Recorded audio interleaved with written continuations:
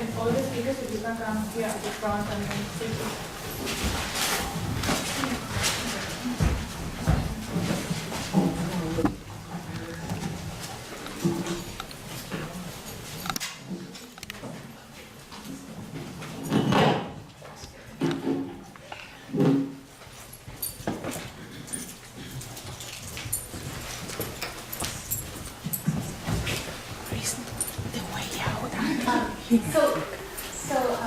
One comment and one question to Matthew, which is that the old SAC study was comparing just the verbatim memory, which is better, which you would expect.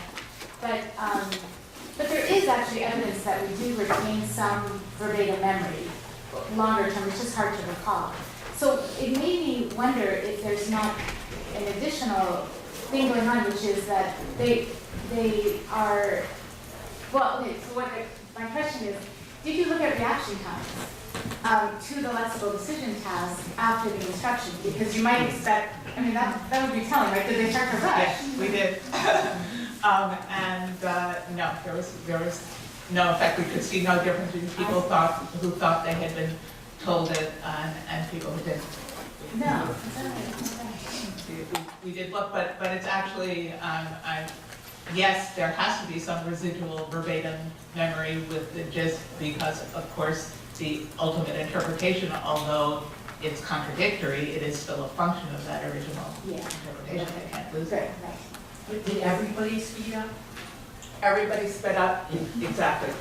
Because the lexical decision items were repeated, each third had the same thing was repeated, everybody sped up, so that's. So there you go. Yeah, actually, I'm sort of buying you just said a question for Paolo and a question for Matthew. Since Paolo stopped us first, I'll ask it.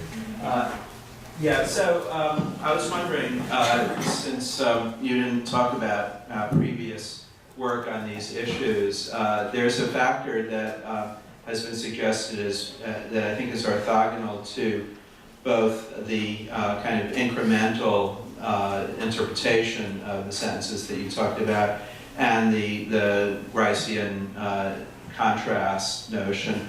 And that's the role of color per se as opposed to other modifiers. So in particular, Julie Sedevy's work back a while ago argued that subjects don't really treat color when it's unpredictable as a descriptor of an object as redundant in the same way, or as contrasted in the same way that shape, for instance, is.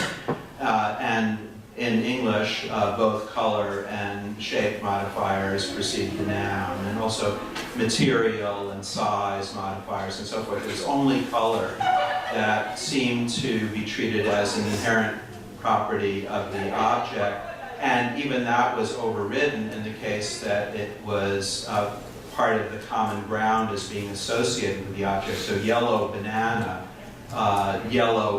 even if there's only one yellow object and one banana, works very differently from, say, yellow cup when there's one cup and one yellow object. So you must have thought about this. I'm just wondering what your take is.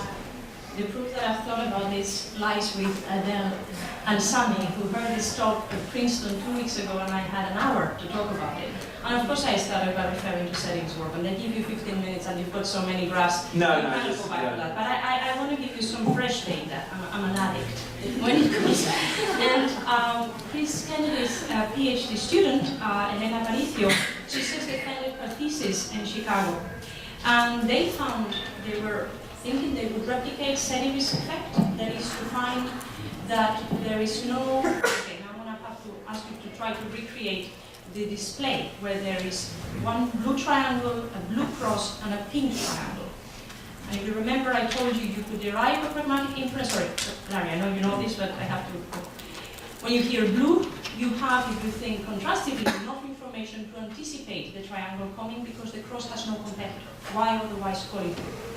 And what she found is that there is anticipatory effect when you call it the small triangle, and the cross, both the cross and the triangle are small, but there is only one big triangle. She found the same with materials. If, it's a plastic cup versus paper cup, but there was no contrastive effect with color. Now, Elena and Chris Kennedy and colleagues, they have found a contrastive effect. So now that Elena is at MIT, we are starting now to look at whether, a third replication what was the reason why Sedgwick couldn't find it. The other thing we are looking at is, of course, the color is a cheap property to encode and is visually very, very accessible. We want to start testing material adjectives because we think that even though it's also visual in an absolute sense, right? So small or big is relative to a category, as we all know. And even if material adjectives are also absolute, we think that it takes more effort to distinguish a paper cup from a plastic cup than it takes to distinguish a green cup from a blue cup, right? So I'm not assuming that that color works like everything, not even like every absolute adjective, right? I mean, I've taken cheap case, but it's also the most frequent case. I mean, you can turn the argument around. Even in studies, they overspecify color much more than any other property. So I've looked at that. Like, why do they do it? Well, they do it because it works. Because it drives your eyes like nothing else, right? And we know it. We're both speakers and hearers all the time. So I agree that there's more to look into. And now that Elena is in MIT, I'm hoping we're going to look into, Right. more Well, detail. that you could certainly provide a story for the scalar adjectives with tall or short, because it's only tall or short with respect to the competitor, whereas it's red regardless of whether there are any other red But objects. she found it for material adjectives. Yes, right. So that's what I was going to say. That would Exactly. be more like the color one, where it's an inherent property. So what Elena found now is she didn't test materials. It was only adjective and some semantically complex subtype of adjectives. So there was there was a distinction between relative and color adjectives, and it was a very nice one.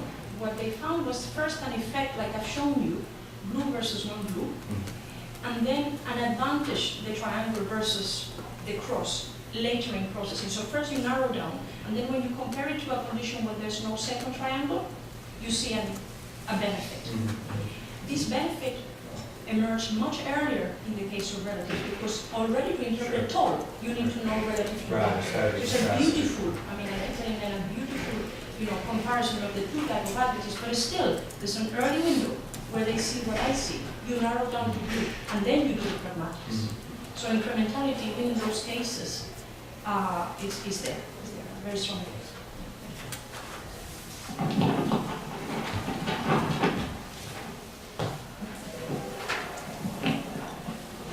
Well, this isn't the part that I was going to start on first, but when you had the graphs up, I kept finding myself counting the number of rows down it was, because it looked to me like the shapes were a stronger effect than the colors. I wrote down why are shapes a bit faster. That they got more accurate with the shapes. Just look at it later. I could have completely miscounted. But the other question that I have, I've seen Anne Fernandez do this with smaller kids and stuff, and of course it didn't work for all of your items, but you didn't mention the articles in Spanish. And what she found was that even at 18 months, kids were being able to use the article if it was a contrastive pair. So I don't know all those words in Spanish, but there is an estrella, right? Which is la, right? As opposed to el triángulo. Yes. So you have the article. Yes, but I've controlled for that. So they in the critical trial, there are feminines and masculines because so are the shapes. So you have estrellas y corazones, so you've got feminines and masculines, but the article couldn't give away the reference. So is that what you're saying? That Yeah, they but you could have hear triangles and stars in the same thing. yes, but the competitors, right? Well, the exact. The exact competitors weren't. It's not possible. Yeah, okay. You see what I mean? It is a driving effect. We start gathering information about possibilities already at the article, but it wasn't in my. I checked. There wasn't a giveaway feature of the reference. Right? So not Okay, denying. but just for in the real world, that your incrementality they already have It two starts- pieces of information, of course. Of course, just as the others do. of course. I think I can track questions.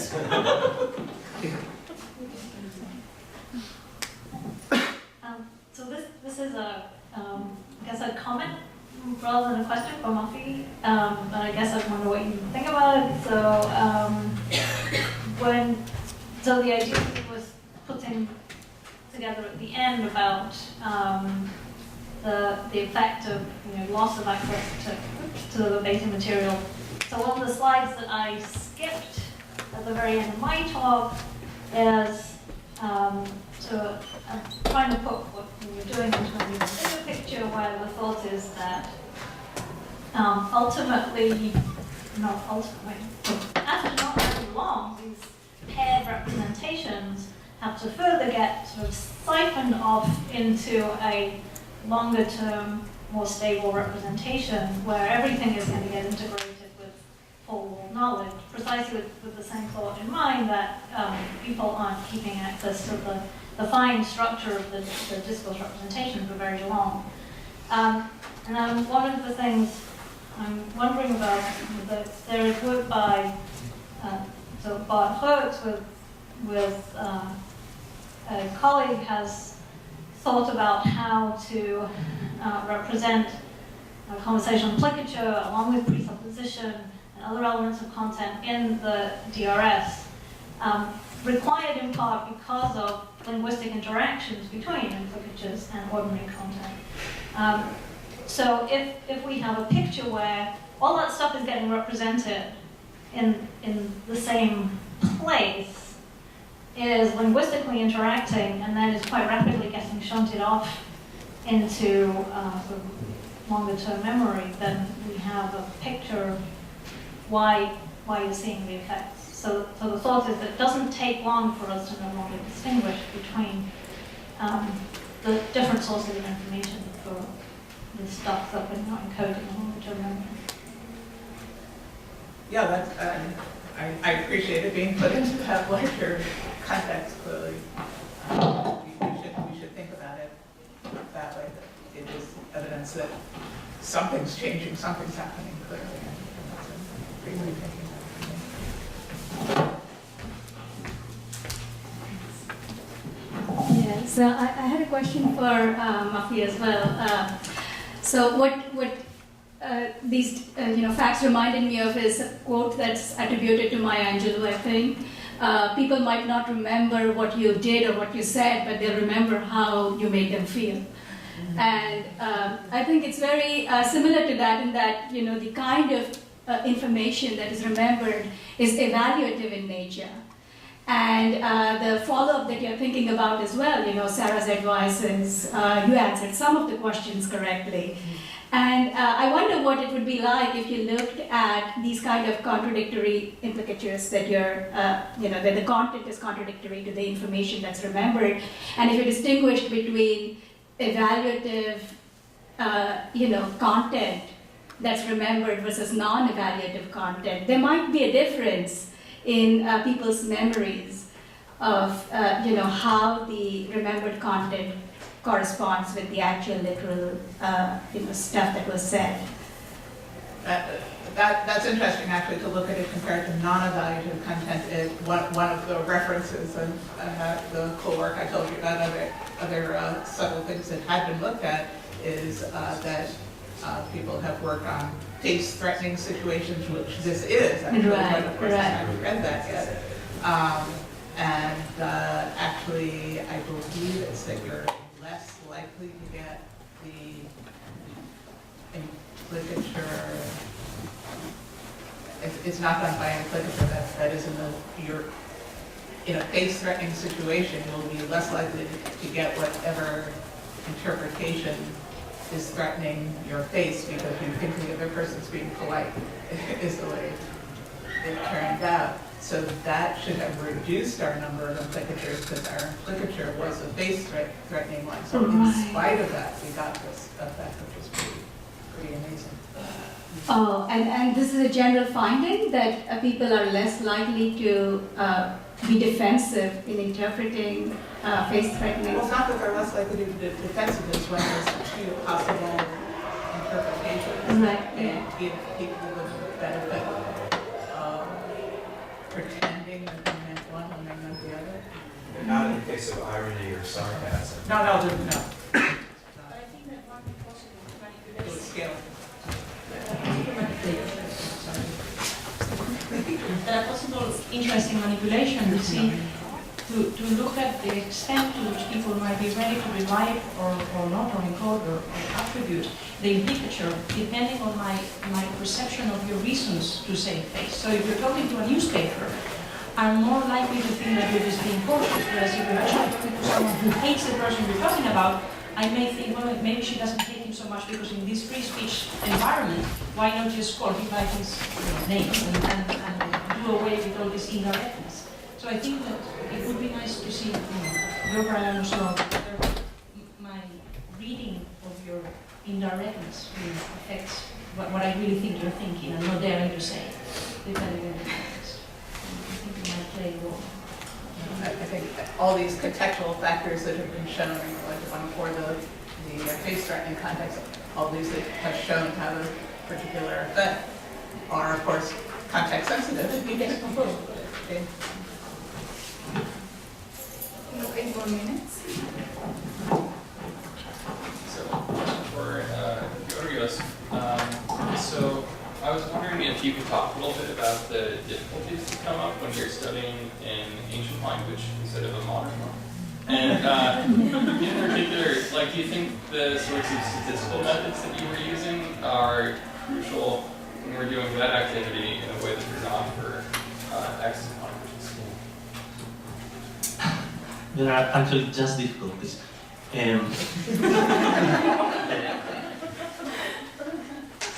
The first difficulty that somebody faces is, first of all, how he's gonna slice the periods he's looking at. So what's really the criterion of having first an MCA of the 5th century, after the 4th century, the 1st century, etc. So there are methods that try to associate based on least similarity through a hierarchical, again, agglomerative method, the periods. But again, you have so many factors, it is really difficult to say which are going to be the factors. Yeah? So I think this is the first difficulty. The second difficulty has to do with the notion of entrenchment that you spoke about before. And you see that we're speaking about polysemy and change of senses. Of course, now we don't have this naive view of one sense going towards the direction of another sense, but actually I think it's better to see it as frame integration. But within this process, which is a continuous process actually, many times you have integration of frames that arises just for a very short period of time, but it is very significant. So I see that many times in our methods in historical and semantics, we take in discretely significance measures and we apply them, but without actually taking into account that the skewed examples, the skewed facts are equally important. Because you see that for a short period you may have something that is significant in the sense that it shows the direction of the change. So if you just take the already changed slots, then you don't get an entire view of the process. So this is another problem. So I see in my data many times that you have such an ambiguity of the sense that you cannot really define it. So I did, for example, a comparative analysis of English and Greek for the verb pay, and you see that pay actually in Middle English meant pacify. So you have examples of the type, they gave land to the Lord so that they hold him paid. Is he paid or pacified? And this arises just for a very short period of time. So there you have actually framed the person. You don't have a sense that goes from category A to category B. So how do you really deal with this? So it's not all about significant values, for example. It's not that you have to discard the data that do not fit your significance criteria. So there are, yes, there are many, many problems.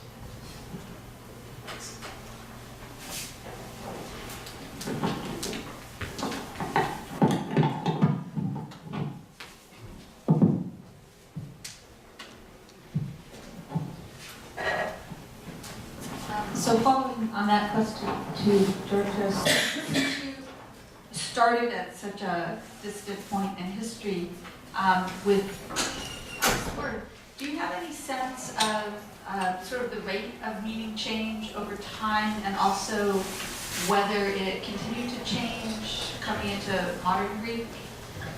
Or I'm just sort of wondering what the trajectory of change is for a word over such a very long span of history. This is one of the ambitions I have. So I have stopped at the 6th century at the moment. I have seen the modern Greek data, some middle Greek data, but I want to cast a span over the whole period. As I said, I find it really interesting that in some sense, you see, you have the relation between image schemas and frames. You have the relation between propositions and image schemas. So somehow the propositions are supposed to maintain the inferential structure of the image schemas in metaphoric extension, for example. But you see that you have modern Greek data that are expressed through some construction. So I'm trying to see to what extent is grammar reflecting inferential structure. So to what extent is our case organization actually a network over the semantic frames themselves that are supported by the image schemas. So you see that there is a line there, and this is one of the things that I'm trying to test. So to what extent modern Greek is actually in its construction, in its grammar, a reflection of the affordances of the image schemas and the affordances that the image schemas permit onto language change.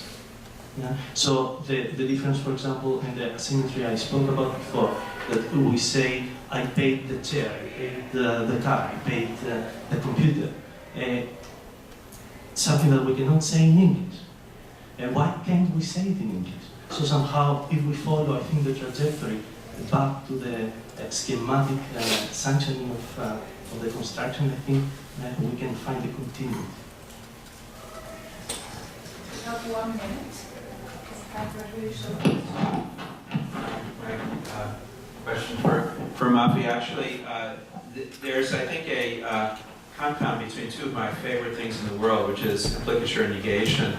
And I'm wondering whether the examples that you gave tell us more about the way negation works than the way that implicature works, in the sense that there's been a lot of work that shows, Rachel Giora and her colleagues at Tel Aviv and others have shown that when you negate something, it's still there. Whether you're a president who says, I'm not a crook, or I did not have sex with that woman. A nice example that's similar to yours in some way is when George Bush, 42 was running against Bill Clinton, his political manager, Mary Madeline, had an interview in which she said to the interviewer, we've never said to the press that Clinton's a philandering, pot-smoking draft dodger. To which the interviewer said, the way you just did, and then it goes on to say, the way I just did, she conceded. So the concession there is that by saying, we've never said that P, you have said that P, but in a sense, when you say, I'm not a crook, you have also said P. You haven't said that P, but you've made salient the content of the proposition which you're denying. So I'm wondering whether that influenced the findings of the subjects there, or the example that you started with, that it involved a negation specifically, and not just that it involved the contrast between what was said and what was implicated. Well, of course, I don't know. I would love to know. So it sounds almost as if we're trying now, I'm trying to figure out how we can make a distinction between what I was treating as simply one proposition and its contradiction, and you're saying that the contradiction wasn't ever really, because it was a negative sentence. Right. It isn't that. Right, the effect on discourse is different from the effect on discourse structure if you're, setting up the formal.